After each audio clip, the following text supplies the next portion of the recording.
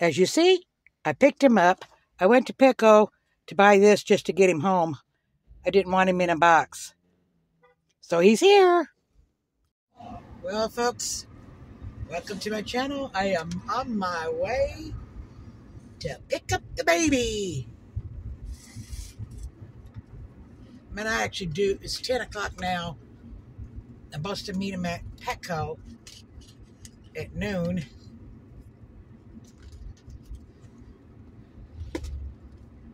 And I know where Central is, but from there on, no. So I'm leaving early just to give myself a chance if I need extra time. So I thought you might enjoy some stories from my childhood. My mother would always lose me. I asked her, I says, like we go to the zoo, San Diego Zoo, and we'd be looking at some animals, and I'd be intent on looking at that animal, and, you know, I'm only like 6, 7, whatever, and they decide to move on to the next, you know, to go look at other animals. I'm intent on looking at the animals. I ain't paying attention. I look up, they're gone. Now you would think at 6, even when I was 7, because it happened every time we went to the zoo, that I would panic. I didn't. I looked around, didn't see him. I says, oh well, I just go look at what I want. And I start walking around to look at animals. They always found me. Now, the biggest, most memorable birthday I've ever had in my life, in my childhood, or even since then, was I had my 8th birthday party at San Diego Zoo. And I remember feeling so important because the area they had, it was a package deal, and it's you got entrance to the zoo, and then where they had you had the party, it had like a fenced in part, but people walking through the zoo could see you, and people be walking by smiling as the kids were singing happy birthday, and I'd be just sitting up there as proud as could be. Now, I was a kid who was picked on, right? So, the kids have been teasing me. Well, we still lived in San Diego, so I must have been 8 or 9, right? And I don't know why I did it. I told them if they didn't stop, I was going to leave school. I was going to run away from school. Well, they lost interest in teasing me or bullying me to, oh, no, you won't, no, you won't. I said, well, yes, I will, yes, I will.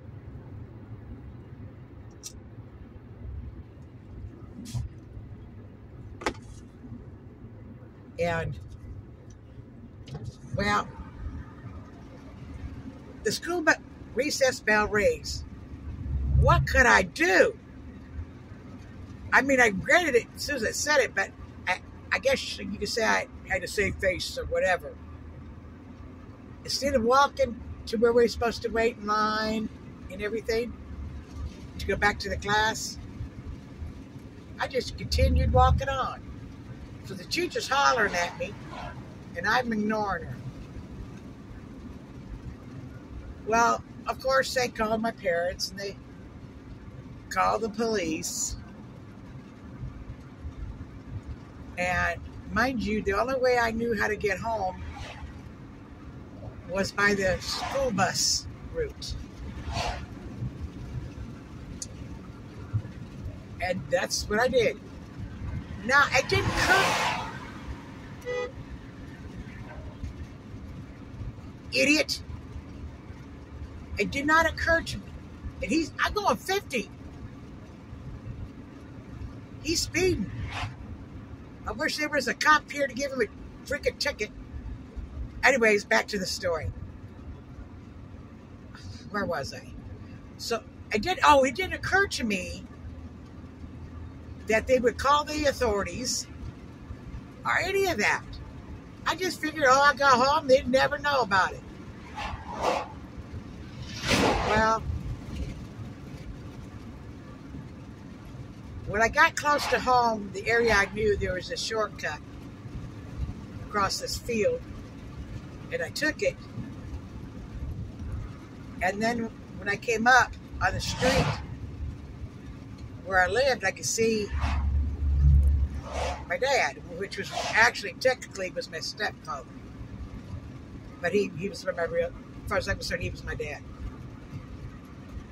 And he called me over, took me over to my grandma's house. The first thing that happened was my mom hugged me, and then she spanked me. Not hard, it wasn't even hard enough to make me cry. But I just looked, I says, well, you were happy to see me, but you spanked me. So which is it? Sorry, road. Oh, no. Shoot.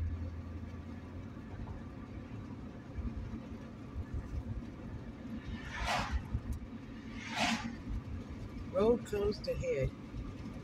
I wish there was a car in front of me, I'd follow it.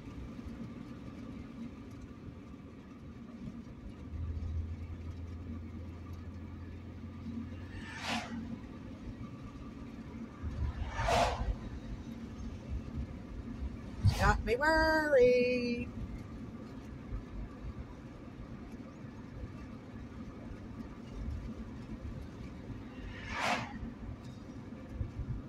Oh dear.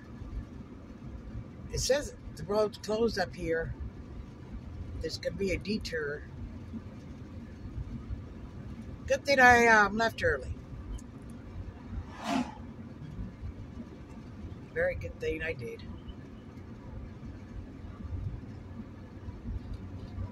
Now, my parents did believe in spanking. I believe in spanking. There's a difference between there, so don't be putting that in the comments because I'm not going to argue with that. But my poor dad, again, my stepfather, we do something wrong and you can get a spanking, you're always sent to your room first. And he'd come in there with the belt and he'd tell us, now girls, you know you shouldn't have done that. Now I'm going to hit this bed with this belt and I want you to holler like I'm spanking you so your mom thinks you're getting a spanking. And he'd be hitting that bed with that belt and we'd be fake crying like you would not believe. And one of the things we used to do to him was if he was sleepy and you went to suddenly wake him up, he'd actually come with fists flying up. And we thought it was funny. How we never got hit, I don't know. He'd fall asleep on the couch and we sneak up, give him a kiss on the cheek to wake him up, and then jump back so we didn't get hit. So I don't know how we did. It's not that Dad never spanked us, but the thing is, when he went to spank us, the second you cried was when he stopped.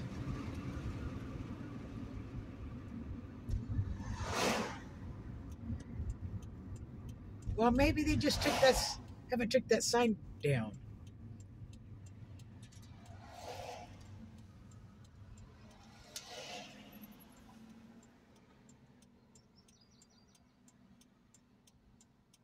Come on, people. Come on.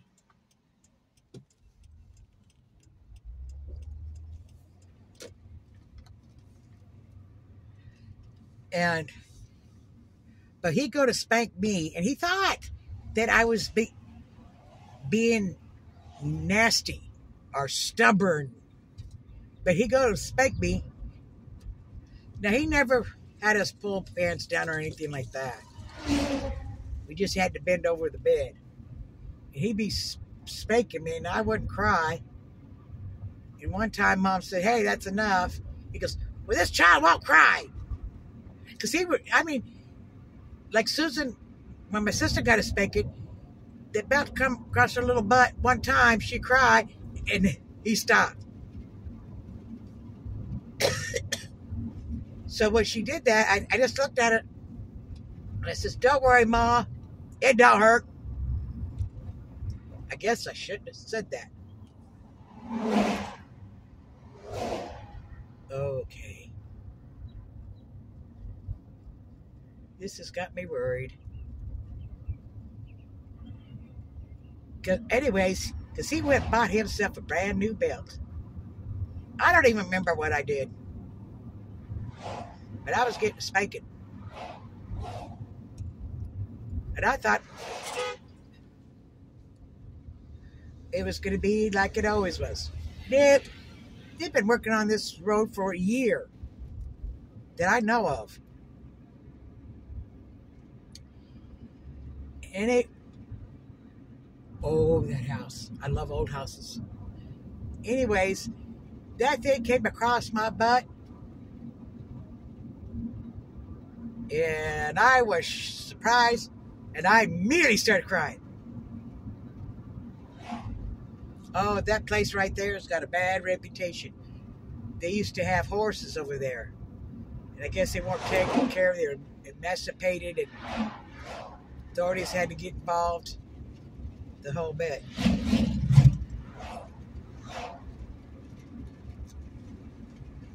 But spankings didn't really do me much good, because it would piss me off, and I'd go do the exact same thing that I got a spanking for. Now that was out of spite. Restriction worked better with me.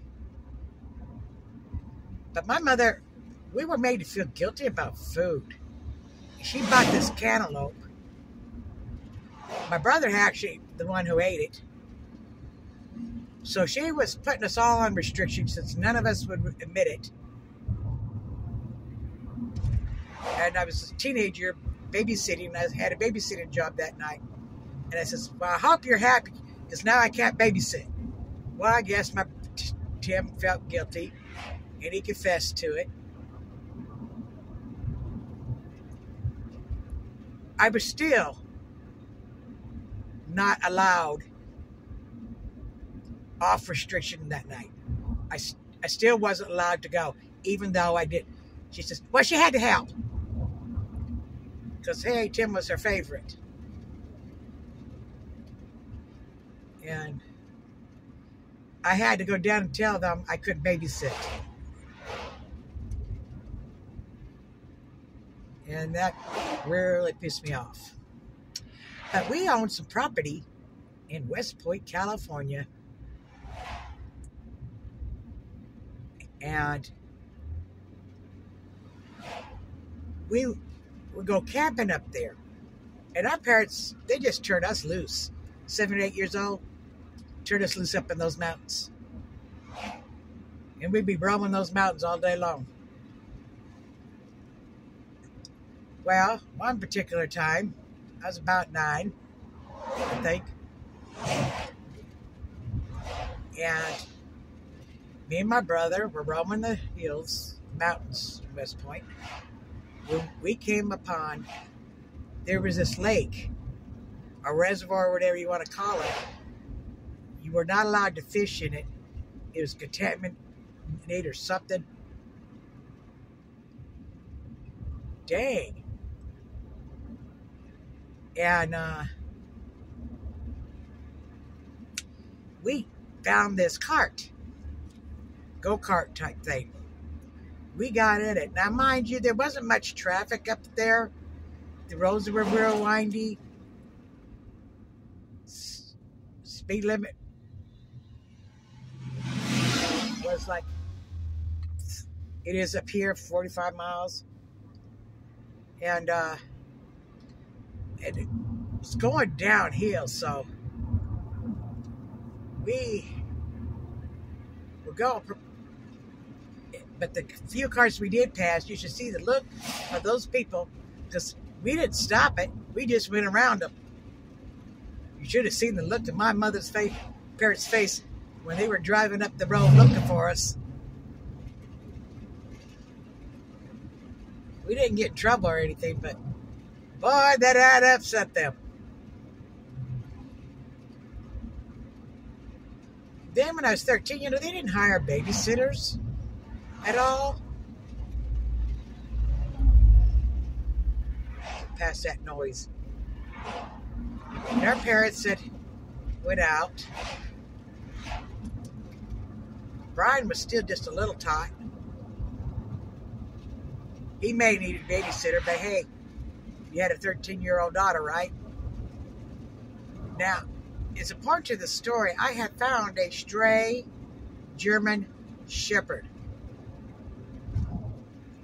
And this guy, he must have been 18, 19, was a drug addict. He was high on drugs.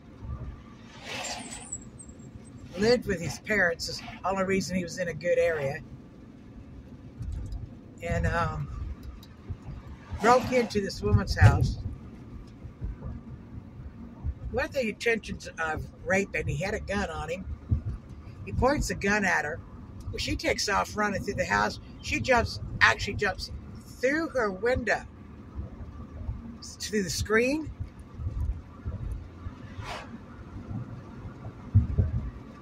And he leaves the house. He ditches the gun.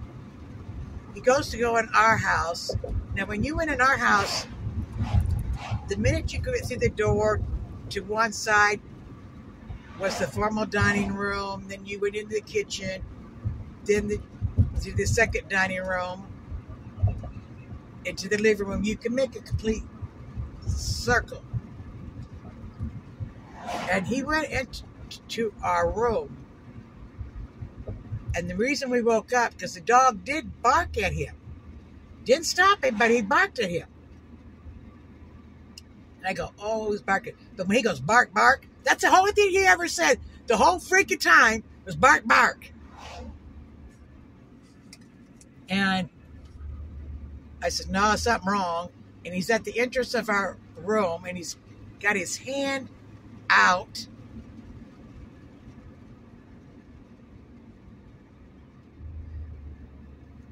I don't know if he thought he was going to block us or what. Susan took off running, breaks through his arm. And I says, well, if she could do it, so can I. Now, my brothers and sisters, I don't know where they were this whole time. They abandoned me. He's chasing me all through the house. And the reason he couldn't catch me is because the minute he went to chase me, that's when that German Shepherd not only bit him, but actually when he bit, he didn't let go, dug his teeth into the guy. And at one point, I turned around to see how far back he was from me. And he kicked the dog. Don't kick my dog. I stopped dead in my tracks, got in his face, and I said, don't hit my dog. And you better get out of here. And I hit him. Now, mind you, this guy's older than I am. He's 19. He's got intentions of rape on his mind because he was blowing kisses. It was obvious what he was there for. And he just, when I hit him, he didn't hit me back. He just stood there. So I took off running again. Well, I guess my brother who went next door, he said somebody broke into the house. He was chasing my sister. So he was coming out. I don't know what he thought he was going to do, but he was coming over to our house to help when the cops showed up because they'd been looking for him. Well, about that time, I'm coming out. I ran out of the house, and I'm hollering, no, it's not him. And that's when the intruder came out with the dog on his leg. The cops grab him. They throw him up against the house.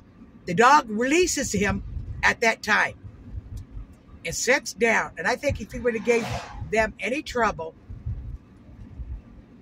he would have bit again. Now you would think that my mother would agree to allow me to keep the dog. No. She sent that dog to the pound. They had to hold it for 10 days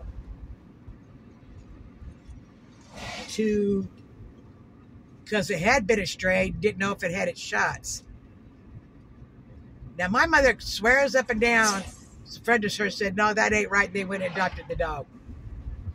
I don't know. This dog was funny. I guess you could say he was semi-mean. He either took an instant liking to you or a dislike to you. If he didn't like you and you tried to pet him, he would bite. If he didn't like you and you didn't try to pet him, but then he wouldn't bite. Am I on Central?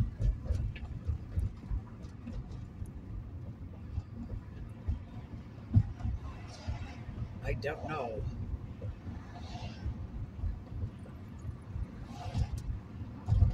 I think I am. Yep, Central Avenue.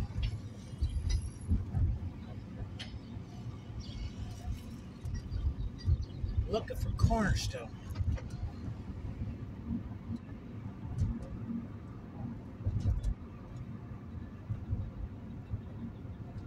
Yeah, this is a historic downtown hot springs. You get a lot of tourists down here. I'm driving, so I can't turn the camera around, but over here, you'll see it on the way back. It's hot springs, natural hot springs that they built over. People thought it had healing, and they come all over. I don't know if you can still go in it.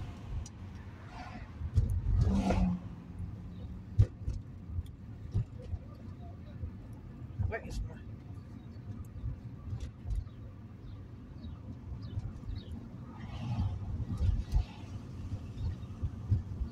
I don't care for it.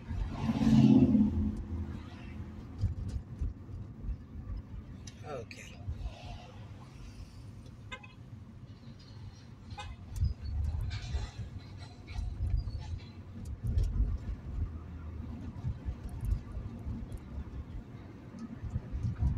Yeah, you can honk all you want. I ain't speeding.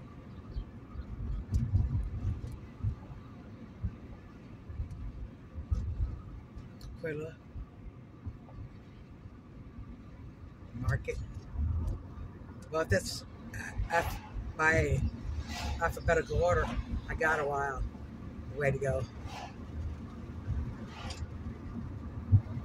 So, I didn't talk to my mother for 3 months. I refused to say anything. Discipline, anything wouldn't work. Well, my biological father lived in Illinois. He didn't stay in California where he could saw his kids. But that's a whole nother story. So when we went to see him, it'd be all summer. So it was my turn to go up, and I went up there. I just refused to come back. I asked my mother since then, I says, why didn't you insist on having me back? Why did you just back off and let me stay? I said, you should have never let him see any of his kids. But like I said, that's a whole different story. I will never really get into that because my kids may watch my channel, and the issue was between me and Charles, not me, Charles and my kids. So I went to live with him. I came back at 15 when he basically booted me out of the house because I ran wild. I didn't get into serious trouble because I hung around the good kids. So even though I didn't really have a curfew and I was being allowed to run wild, they did. So once my friends had to go home, there was nothing for me to do but go home.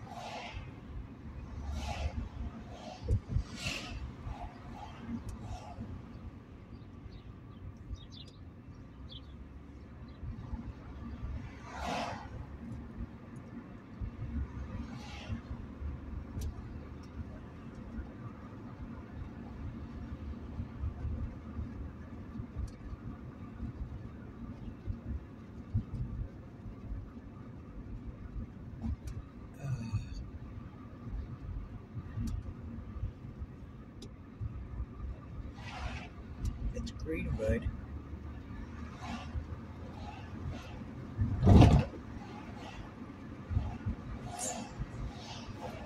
Manor.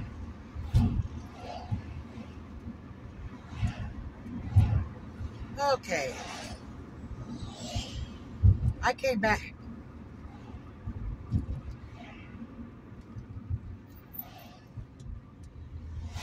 People, watch where you crossing. You're looking that way. You ain't looking my direction. You're lucky I seen you. People. And I stayed there till I was in my junior high school. And all three of us kids went to visit him in Indiana. Jim and my sister, in the summer, they went back to California, to Mom's back home, and I stayed. I don't know if my father realized I was coming there to live. I was just keeping my eyes at his word.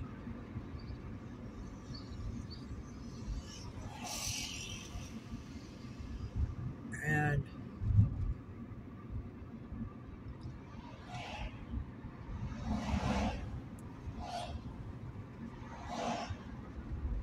stayed there to my senior year.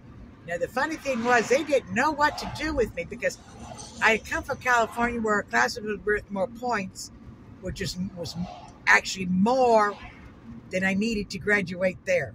But you had to have your minors and majors. So I didn't get a choice what it was going to be.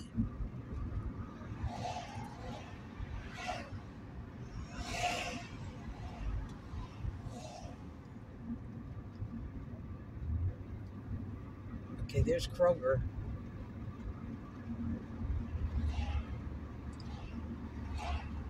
And so my majors was history and home ec. Mathematics was my minor, and PE was my minor. So thing was and even then, my senior year, all I had to do was half a semester. I took all the history classes. There was only one left, and I had to take it. It was Black History. Oh, that class was so much fun. And you found out the truth.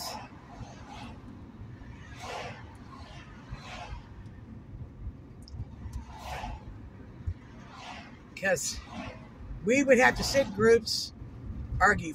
One would argue for slavery, one against slavery, to see what points we kids would come up with.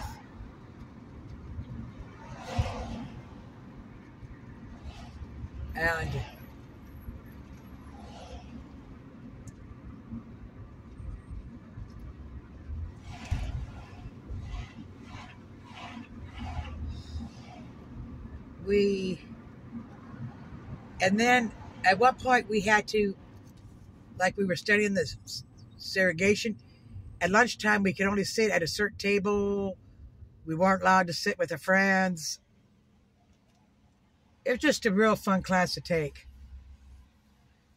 But it's also shocking of some of the stuff that went on during slavery. And I tell you what, one time at work, I was talking to this aide. She was black.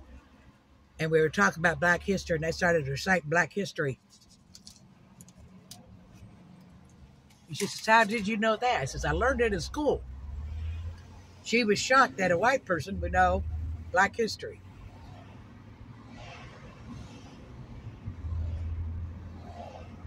But my stepmother and I didn't get along. I couldn't stay there anymore. So I returned to home. They were living back in San Diego. I went to take a class for CNA. And I wasn't at my mother's house for a week when she took me over to my grandma's house and dumped me on my grandma. And I was having a fit. And grandma would take me back to my mom's house on the weekend. But it got to where I didn't want to go back there. And me and my grandma, why, we would be sitting on the couch. We don't care if we're fat, because I did weigh about 300 pounds. Let's go eat. And we go to Jimmy's restaurant. Grandma got mad at me one time. I says, I love my mom, Grandma, but I love you more.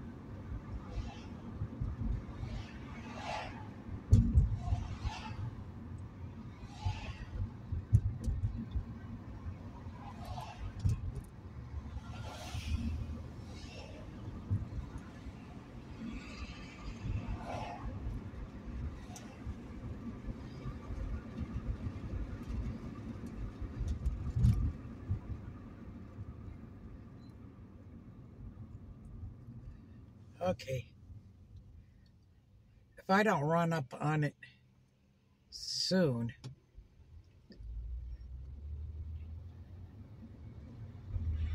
I'm going to stop at a gas station, see if they can give me directions.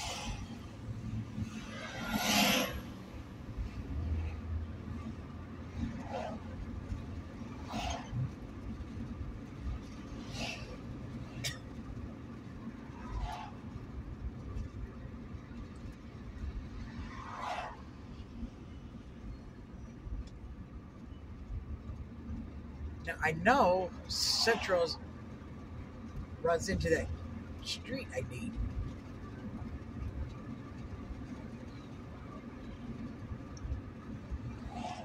Oh, I didn't tell you the incident with the gun, did I? A BB gun. I didn't kill nobody.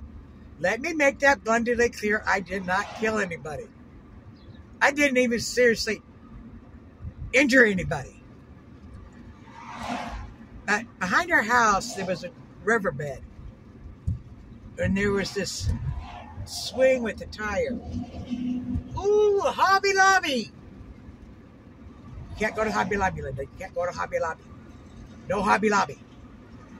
And anyways, I was walking along there, and there was this kid on it. Another kid pushed him. And the other kid put his legs out. Knocked me down. And I just went home. And my brother said, shh. Got his BB gun. He says, shoot him. Shoot him. Shoot him. Well, I popped my head over with that BB gun. Now, I figured I'll shoot near him just to scare him. Because I didn't aim. But sure enough, I got him with the BB gun in the chest and in the head. I only fired 2 shots, and I hit both times. Well, he calls the police. And, you know, in today's world, oops, I just ran a red light.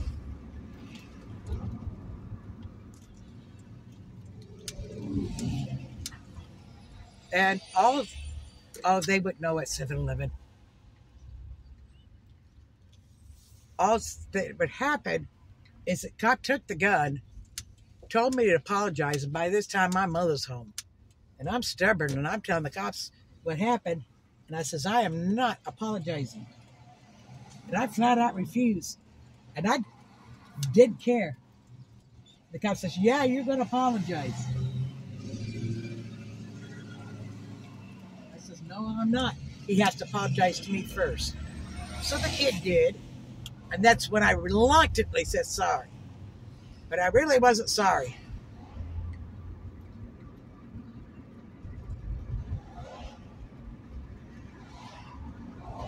And yeah, you know what, people? I need to concentrate.